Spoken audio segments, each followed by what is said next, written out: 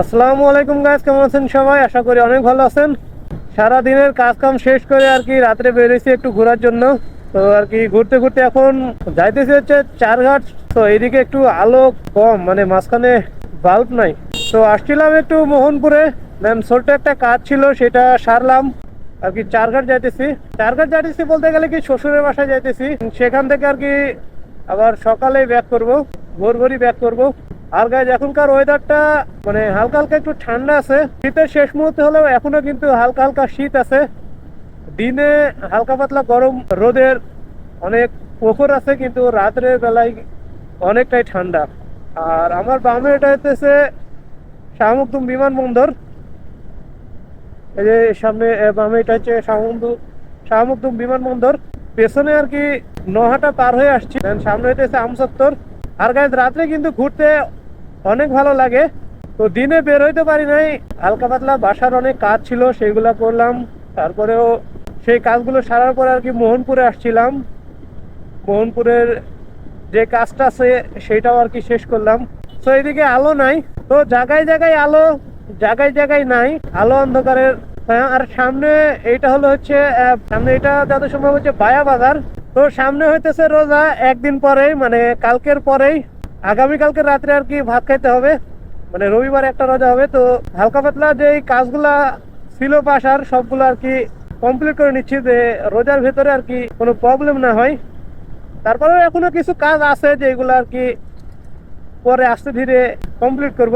আর গায়ে অ্যাকচুয়ালি অনেক শীত করতেছে, মানে আমি তো সেইভাবে জ্যাকেট নিয়ে বের হই নাই। কথা বলতে বলতে চলে আসলাম হচ্ছে আমচত্বরে।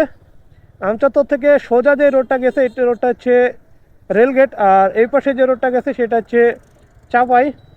আর আমি এখন যে রোডে যাচ্ছি এই রোডটা হচ্ছে ঢাকা। তো এই রোডে কোনো লাইটিং সিস্টেম নাই, আর এটা মূলত হচ্ছে হাইওয়ে। মানে এটা দিয়ে আর কি ট্রাক ভারী যে যানবাহনগুলো আছে সেইগুলাই আর কি এই সাইড দিয়ে চলাচল করে। আর গাছ রাস্তাঘাটে প্রচুর পরিমাণে গাড়ি, প্রচুর পরিমাণে চাপ এই রাস্তায় হয় এখনো, কিন্তু আমি এখনো চাপের মুখে পড়ি নাই। তবে কিন্তু এই রাস্তায় সবসময় প্রচুর পরিমাণে চাপ থাকে, আর এই টাইমটাতে মূলত আরো বেশি। আর এইদিকে আমার বাইকের তেলের এই সিগন্যালটা অলরেডি দিয়ে দিছে যে ফুয়েল তুলতে হবে। নিজে খাইলেই তো হবে না, বাইকেও কিছু খাওয়াইতে হবে। তো ও আর কি সিগন্যাল দিয়ে দিছে।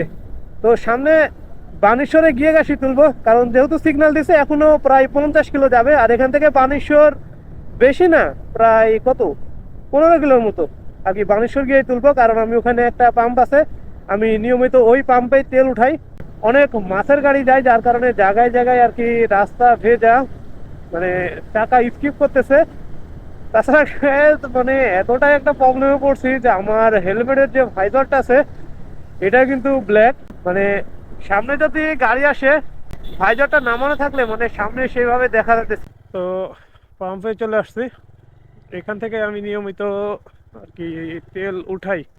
এই জায়গাটাতে প্রচুর পরিমাণে গাড়ি, মানে এত পরিমাণে গাড়ি যে আমি এই সামনের এই বাসটাকে আর কি ক্রস করতে পারতেছি না, মানে এতই পরিমাণে গাড়ি। আর রাস্তার ওই সাইডে মনে হয় যে রাস্তার কাজ চলতেছে, যার কারণে আর কি ওই সাইড দিয়ে গাড়ি তেমন একটা ধরতেছে না, সব গাড়ি এই পাশ দিয়ে চাপ।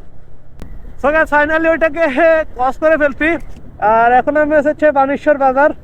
আর এইদিকে তো তেমন একটা আলো টালো নাই, তার জন্য আর কি জানি না ভিডিও কোয়ালিটি কেমন হচ্ছে। আমি তো বেশি দূরে দেখতেছি না, আর এখানে প্রচুর পরিমাণে আর কি পানি পড়ে আছে।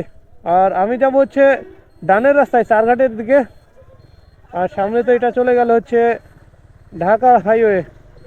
তো এখান থেকে চারঘাট 11 কিলোমিটার,